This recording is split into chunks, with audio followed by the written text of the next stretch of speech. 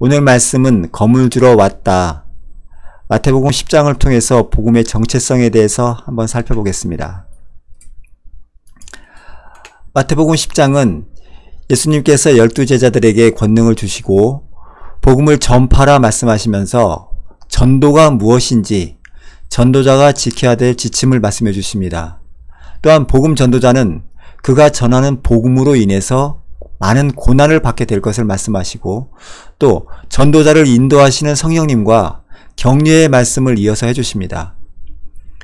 마태복음 10장 34절 말씀, 화평을 주러 온 것이 아니라 검을 주러 왔다라는 예수님 말씀을 중심으로 잘못된 해석, 즉 오해된 해석과 그 원인, 우리의 복음의 본질에 대한 부분을 함께 살펴보겠습니다. 마태복음 10장 34절부터 42절까지입니다.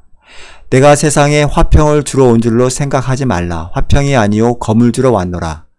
내가 온 것은 사람이 그 아버지와 딸이 어머니와 며느리가 시어머니와 불화하게 하려 함이니 사람의 원수가 자기 집안 식구리라. 아버지나 어머니를 나보다 더 사랑하는 자는 내게 합당하지 아니하고 아들이나 딸을 나보다 더 사랑하는 자도 내게 합당하지 아니하며 또 자기 십자가를 지고 나를 따르지 않는 자도 내게 합당하지 아니하리라. 자기 목숨을 얻은 자는 잃을 것이요 나를 위하여 자기 목숨을 잃는 자는 얻으리라. 너희를 영접하는 자는 나를 영접하는 것이요 나를 영접하는 자는 나를 보내신 이를 영접하는 것이니라. 선지자의 이름으로 선지자를 영접하는 자는 선지자의 상을 받을 것이요 의인의 이름으로 의인을 영접하는 자는 의인의 상을 받을 것이요 또 누구든지 제자의 이름으로 이 작은 자 중 하나에게 냉수 한 그릇이라도 주는 자는 내가 진실로 너희에게 이르노니 이 사람이 결탄코 상을 잃지 아니하리라 하시니라. 오늘 말씀은 오늘 본문 말씀을 좀 오해된 해석으로 해석되는 그런 내용을 살펴보고요. 오해된 해석의 원인과 그 예수께서 전하시는 그 복음의 본질적인 부분은 무엇인지 한번 이렇게 비교되면서 말씀을 살펴보겠습니다. 그리고 검을 주신 이유는 무엇인지 예수께서 화평이 아니라 검을 주시러 왔다라는 그 말씀의 이유, 본질은 무엇인지를 쭉 살펴보도록 하겠습니다. 오해된 해석을 보면요. 첫 번째, 성도들이 가정에서 불화가 있는 것을 정당화시키는 말씀으로 오늘 본문 말씀이 사용됩니다. 본문 36절, 사람의 원수가 자기 집안 식구리라는 말씀을 통해서 우리가 예수님을 믿으면은 예수님을 믿지 않는 우리 가족에 있는 사람들과 불화가 있게 됩니다. 물론 우리는 그들을 잘 섬겨서 오히려 예수님을 믿는 자들이 가정에 평화로운 자가 돼서 그들을 참 섬김의 삶을 살아야 되는데 우리가 잘 그러지 못하죠. 그러지 못하는 것에 대한 정당성을 붙이는 말씀으로 이 말씀이 사용되면은 이 말씀이 좀 잘못된 적용이라고 저는 볼 수 있습니다. 두 번째, 결혼은 예수님을 믿는 자와 하는 것이 고난을 피하는 길이다라고 설명을 합니다. 고린도후서 6장 14절 말씀에 너희는 믿지 않는 자와 멍에를 함께 매지 말라 이런 말씀을 하면서 부부가 함께 예수님을 믿는 가정으로 돼야지 예수님을 믿지 않는 자와 결혼하게 되면 이토록 험난한 길을 가게 된다는 말씀을 오늘 본문 말씀을 통해서 또 이용되기도 합니다. 우리가 과연 예수님을 믿지 않는 자와 결혼하는 것이 잘못된 것이다 이렇게 또 해석할 수도 없는 거죠. 또 세 번째, 자기 목숨을 얻는 자는 잃을 것이요 나를 위하여 목숨을 잃는 자는 얻으리라는 말씀을 통해서 예수님을 믿어서 사명을 갖고 목숨을 바쳐서 예수님을 섬겨야 된다. 즉 영생을 얻기 위해서 목숨을 막 바친다는 그런 말씀으로 또 사용되기도 합니다. 그래서 초대교회에는 오히려 순교를 당하는 것, 예수님을 믿음으로 인해서 죽음을 당하는 것을 매우 영광스럽게 생각해서 하늘의 면류관이 많은 것으로 생각하는 그러한 풍도가 있어서 오히려 교회에서 매우 이렇게 권장하는 그런 순교를 권장하는 그런 풍토가 있었던 것을 우리는 알 수 있습니다. 네 번째, 사역자를 영접하는 것은 하늘의 상을 받는 것이다. 그래서 복음을 전하는 목사님이나 전도사님들을 잘 영접하는 것은 오히려 하늘의 축복을 받는 것으로서 우리는 이 문구를 해석을 합니다. 40절, 너희를 영접하는 자는 나를 영접하는 것이요. 즉 예수님을 영접하는 것으로 해석을 하는 거죠. 이런 말씀을 한 발짝 더 들어가서 목회자가 어떤 잘못이 있어도 이를 용납해주고 용서해주고 절대 대적하지 마라 라고 우리 어떤 신앙의 선배님들은 많이 말씀하셨던 것을 기억합니다. 목사님을 대적하는 자들은 오히려 자손들이 잘못되고, 목사님을 잘 대접하면은 자손들이 축복을 받는 쪽으로 해석을 하시는 우리 선배님들도 있었던 것을 기억을 합니다.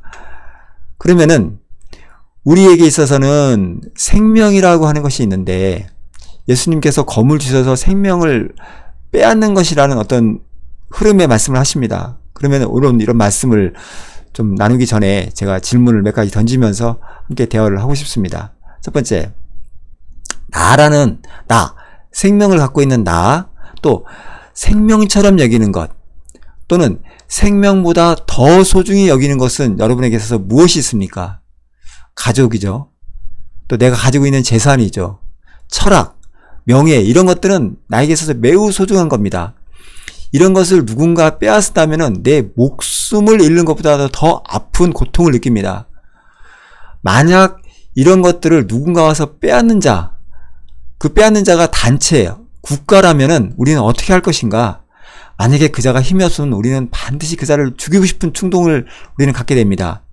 법의 심판대에 세우고 싶은 거죠. 그런데 그 자가 나보다 강한 자 또는 국가라면은 우리는 그 자 밑에서 굴복해서 살아가긴 하지만 정말 죽은 자의 삶을 살게 됩니다. 당장 죽고 싶은 거죠. 할 수 없이 사는 그런 삶을 살게 됩니다. 그런데 세 번째 질문이 좀 중요한 질문이죠. 그러한 내가 소중히 여기는 것, 생명보다 더 귀하게 여겼던 것을 빼앗는 자가 만약에 예수님이라면 우리는 어떻게 할 것인가? 에이, 평화의 왕이신 예수님께서 그럴 리가 있겠습니까? 그럴 수 없습니다. 그런데 그분이 예수님이라면은, 그 사람이 예수님이라면은 어떻게 할 것인가? 우리는 예수님이라도 죽이고 싶은 마음이 든다는 거죠. 성경은 유대인들, 즉 사두개인, 바리새인, 하나님을 잘 믿는 자들을 예수님의 반대편에다가 대체시키면서 그들이 믿었던 것을 예수님께서 오셔서 기각시켜 버립니다. 결국 그들은 자존심이 있었거든요. 하나님의 선민, 우리들은 모세로부터 율법을 받은 것, 하나님의 율법을 받아서 그 율법을 통해서 잘 지킴을 통해서 하늘나라에 갈 수 있는 자들이라고 생각했었던 겁니다.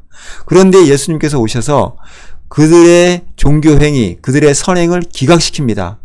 외식하는 자라, 또 우리가 말씀드린 좀 듣기 어려운 저로 심한 사탄의 자식, 마귀의 자식이라고, 뱀의 아들이라고 말합니다. 그러자 그들은 결국은 예수님을 죽입니다.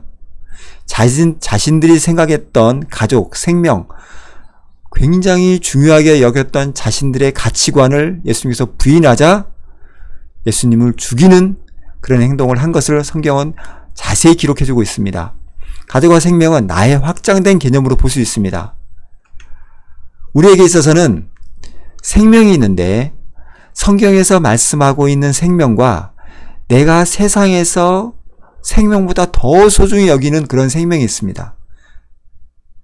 창세기 2장 7절, 여호와 하나님이 땅의 흙으로 사람을 주시고 생기를 그 코에 불어넣으시니 사람이 생명이 된지라.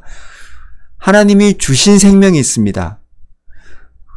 죽어있는 흙에 하나님이 생명이 들어오니까 인간 아담이 되었는데, 이게 하나님이 주신 정말 생명인데 우리는 다른 생명을 지키려고 그 생명을 깨닫지 못하고 보지 못합니다. 요한복음 1장 4절 말씀, 그 안에 생명이 있었으니 이 생명은 사람들의 빛이라. 빛이 어둠에 비치되 어둠이 깨닫지 못하더라. 어둠이 깨닫지 못한 것은요, 바로 자기라고 하는 생명보다 더 소중에는 무엇인가 있었기 때문에 그 빛이 왔는데도 그것을 받아들이지 못하는 겁니다. 그래서 저는 세상이 생명으로 여기는 생명이 하나 있고요, 예수님 안에 있는 새 생명, 하나님의 호흡, 성령, 이 생명이 두 가지로 나눠져 있다라고 성경은 설명하고 있는 것을 우리는 알 수 있습니다. 예수님께서 우리에게 오셔서 검을 주시기 위해서 이 세상에 오셨는데, 이 검을 통해서 우리는 세상과 불화하게 하십니다. 35절 말씀, 내가 온 것은 가족과 불화하게 하려 함이니, 세상과 평화롭게 살아가는 그러한 예수님의 가르침이셨으면 너무 좋았을 텐데 예수님은 우리에게 오히려 반대의 말씀을 해주시고 있습니다. 예수님이 세상에 화평을 주시기 위해서 오신 분이 아니라는 말씀이죠. 성탄 축하 메시지 땅의 평화 하늘의 영광, 우리가 12월 25일이 되면 이런 문구를 많이 보게 됩니다. 그러나 이 문구 안에 예수께서 땅에 오셔서 그 땅이 예수님을 받아들여서 지금 본인들이 가지고 있는 잘못된 생명을 버리고 새 생명을 받아서 하나님과 화평한 자가 되면은 이 땅이 평화 맞습니다. 하늘의 영광이죠. 그러나 이러한 하나님의 진정한 메시지를 깨달지 못한 땅의 평화는 허구입니다. 성탄 메시지의 허구라고 저는 말씀하고 싶고요. 성경에서 39절 말씀을 보면은 자기 목숨을 얻는 자는 잃을 것이요 나를 위하여 자기 목숨을 잃은 자는 얻으리라는 말씀을 통해서 자기 생명, 자기 목숨과 하나님이 주신 영생의 이 목숨은, 생명은 완전 배치되어 있는 것을 볼 수 있습니다. 이것도 없고 저것도 없는 그런 것은 아니라는 거죠. 이것을 얻기 위해서는 반드시 하나가 이루어져야 되고 하나님의 생명을 얻기 위해서는 자기 목숨이 버려져야 된다는 말씀입니다. 복음에는 이 두 가지 다 얻고 이 땅에서도 행복하게 잘 살고 천국도 거저 얻을 거예요. 물론 이 땅에서 잘 살 수 있는 길은 있는 거죠. 그러나 우리가 이것을 추구하는 것은 아니라는 겁니다. 우리가 전하는 복음에는 반드시 검이 들어 있습니다. 예수님께서 우리에게 검을 주신 이유는 이 복음에 반드시 이런 내용이 포함되어 있어야 함을 전제하고 있습니다. 구원에는 심판, 즉 죄에 대한 심판이 반드시 있어야 됨을 말씀하고 있습니다. 현재 내가 심판 때 죄 속에 있는 자라는 명확한 가르침이 반드시 있어야 됩니다. 지금 나는 이러한 심판은 받을 자가 아닙니다. 천국 갈 자입니다. 라고 말하는 자에게 과연 예수님이 필요한가요? 스스로 천국 갈 수 있다는 자에게 예수님이 필요한가요? 그런 자가 바로 바리새인, 사두개인, 결국 예수님을 죽인 자라는 거죠. 우리가 심판을 받을 자라는 명확한 인식이 있을 때 구원은 바로 복음이 되는 겁니다. 눈에 보이지 않는 것, 즉 복음, 하늘의 천국은 지금 보이는 것이 포기되어야 됨을 전제하고, 즉 그런 부분이 제시되어야 된다는 것을 말씀드릴 수 있습니다. 나라는 존재는 하나님의 심판대 앞에서 반드시 지옥 판결을 받은 자임이 분명해. 나는 죽을 수밖에 없었던 자야, 죽은 자야라는 인정함이 있어야지 이 복음이 하나님의 구원의 메시지로 나에게 받아들여지게 된다는 겁니다. 복음이 전파되면은 바로 알곡과 가라지가 분리되는 그런 것임을 다시 한번 말씀하고 싶습니다. 제가 한 4가지 정도 말씀을 드렸는데 이런 4가지 내용이 복음에는 반드시 포함되어야 됩니다. 이런 내용이 포함되지 않는 전도는 허상입니다. 예수 잘 믿어서 이 땅에서 축복받으세요. 이 땅에서 예수 믿었더니 일이 잘 풀립니다. 이런 것은 전도 아니라는 겁니다. 이 땅에서 축복이 먼저 추구되는 것은 절대로 기독교의 허상이고 거짓 기독교입니다. 오늘 결론 말씀을 제가 한 3가지 정도 내고 싶은데요.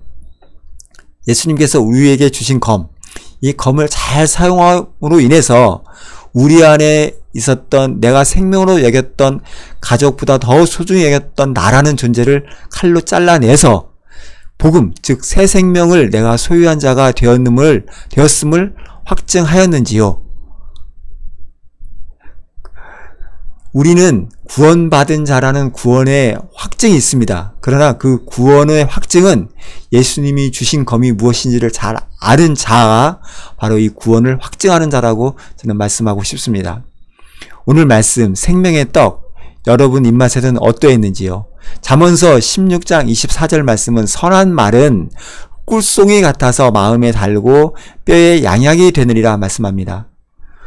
오늘 마태복음 10장 말씀이 선한 말씀이었나요? 여러분 육체에는 좀 쓴 말씀, 좀 받아들이기 어려운 말씀이었을 것 같습니다. 그러나 우리에게 검을 주신 예수 그리스도의 말씀을 잘 이해했을 때 그 말씀은 선한 말씀이 되어서 정말 우리의 영혼을 살리는, 마음을 살리는 그런 말씀이 되었으리라 저는 생각을 합니다. 검을 주신 은혜, 마음껏 누리면서 한 주간도 축복된 삶을 살아가는 저와 여러분이 되기를 기도합니다. 말씀 듣느라 수고하셨습니다.